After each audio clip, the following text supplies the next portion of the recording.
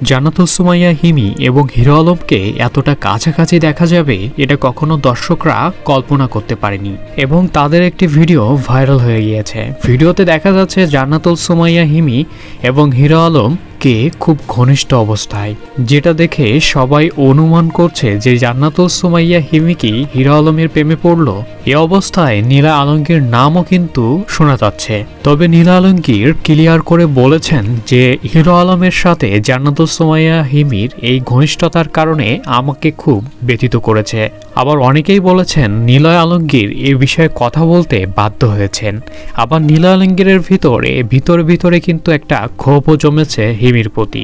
তবে হ্যাঁ, অনেকেই মন্তব্য করছেন এবার কি শেষমেশ হিরো আলমের সাথে রিলেশনে গেলেন জান্নাতুল সুমাইয়া হিমি। কিন্তু এটার আসল সত্যটা জানাটা খুবই জরুরি।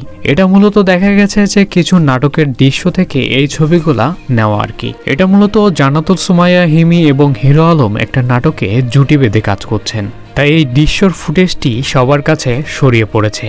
তবে নীলা আলমগীর এ বিষয়ে মন্তব্য করেছেন এটা শুধু অভিনয়, এর বাস্তবতা হলো তাদের ভিতরে কোনো সম্পর্ক নেই, এটা পুরোটাই একটা নাটকের গল্প। তো প্রিয় বন্ধুরা, ভিডিওটি ভালো লাগলে অবশ্যই চ্যানেলটি সাবস্ক্রাইব করে সাথে থাকবেন। দেখা হচ্ছে পরবর্তী কোনো ভিডিওতে।